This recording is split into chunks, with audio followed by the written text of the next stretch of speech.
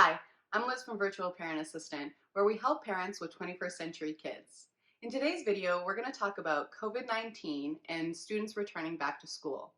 I will be providing you with a pros and cons list of the three main options that are being provided to you, as well as I will be attempting to answer the most important question that I believe we are all asking is it safe to put my child back in school?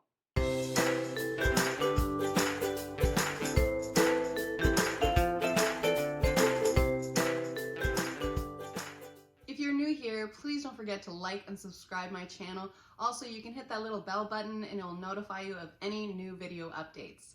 Also, I'd like to mention that any links or any research or articles that I may mention in this video, the links are going to be found down below in the description. The following disclaimer reminds advice seekers that this video is solely educational in nature and that individual parents are responsible for the use they make of all advice in this video. The use of any information provided on this video is solely at your own risk.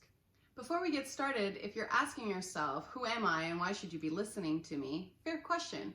I've made a quick video with the link in the description, including my credentials and experience, which I feel is very important to share with you. In short, I have over 20 years experience working with families. I also have experience working in 7 different learning environments, including the 3 main ones that we'll be discussing next in this video. So let's get started on the pros and cons list of educating your child during COVID-19. The 3 main options that I see that are being provided can be found at your Government Education Board website. I've included a link down below for United States and Canada to help you start your search on educating your child. For the purpose of this video, I will be focusing individually on the 3 main options, which are school, online, and homeschooling. So let's get started on the first one, which is school. So let's begin with the pros of putting a student back in school during COVID-19. The first pro is parents get to go back to work. This is most likely the highest motivator for children going back to school. Parents get to go to work to make money to provide for their family. This stimulates the economy and leaves the education for teachers who are professionally trained to teach. For most parents, this is the ideal option. That leads us to our second pro, which is the child gets to learn from a teacher who has gone to school and trained to become a teacher. The third pro, and it may not necessarily apply to you, but some students are safer at school. Despite the risk of contracting COVID-19 or spreading the virus to others, due to unfortunate circumstances, some children experience abuse at home and some students are safer at school. In a recent article published in journal Science that analyzes the strategies used across many countries, has found that a combination of keeping student groups small, requiring masks, and some social distancing helps keep schools and communities safe.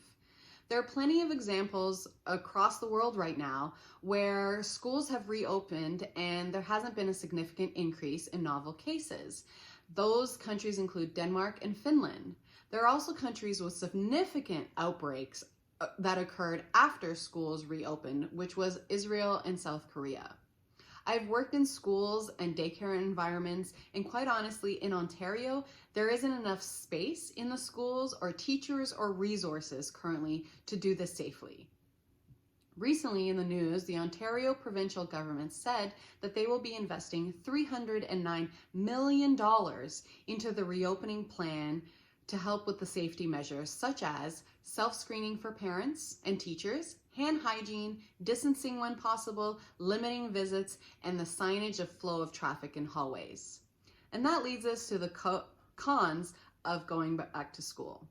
The first con is the risk of infection goes up for students, teachers, and the surrounding community. This is most likely the biggest con and biggest worry for parents. Will schools be able to adapt to social distancing regulations?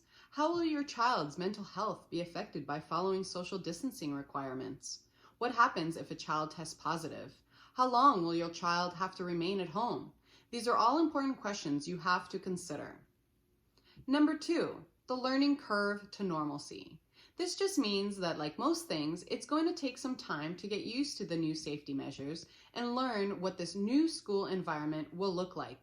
For some students, it might be scary and unfamiliar, but to others, it may be necessary for them to go to school so that their parents can go to work and support the family unit. Number 3, mental health. For some, anxiety can increase due to extra measures of social distancing requirements. I can't quite imagine what this will look like or feel like for students who are supposed to learn in this environment. To me, that is a really big con. I want you to keep in mind that this list is not extensive. There are many more pros and cons that I have not included. For the purpose of this video, I've picked just some top pros and cons that I feel that apply to most families. Please forgive me if I have not included a pro and con that applies directly to your family situation. Please feel free to make a note down below, write me a comment, and inform me of what I have missed, and also to help other parents be informed as well. Before diving into the pros and cons list of online learning, I want to point out some obvious limitations to online learning that no matter which way you spin it, this will apply to you. There are some emerging evidence that teenagers have a greater tendency of spreading COVID-19 than elementary students, coupled with the fact that teaching teens online is way faster and easier than teaching youngsters. That could mean that online learning is more appropriate for older children, as in high schoolers. It is very important to consider the risk of transmission and the learning style of your child when making this decision. The first pro for online learning is that the student gets to learn from a teacher. This is ideal for some parents which don't feel safe putting their kids in school. And this way they get to learn from a teacher and stay at home. So that leads us to our second pro, which students stay safe at home and at low risk for contracting COVID-19 or transmitting it to others. Number 3, students stay on track with their peers. In some situations, they may already know the teacher or the students that are in their cohort. So this is a really great option for some of those students doing online learning. The first con for online learning is parents are home with kids. It doesn't fix the issues of parents needing to go back to work. And for some families, it's even more hectic because the parent has to work from home and the child has to do the learning. And quite frankly, for some families, it does not work and it is not a valid option. Number 2, cyberbullying, which I hear from many parents. It was already bad before in the schools when teachers were physically present, but now that there's no physical presence of the teacher, it's even more difficult to address and keep an eye on. Number 3, families with more than one student may not have the resources to educate each child appropriately. For example, if there's a family of 4 and all 4 children are in high school and they require online learning, all of them need computers at the same time.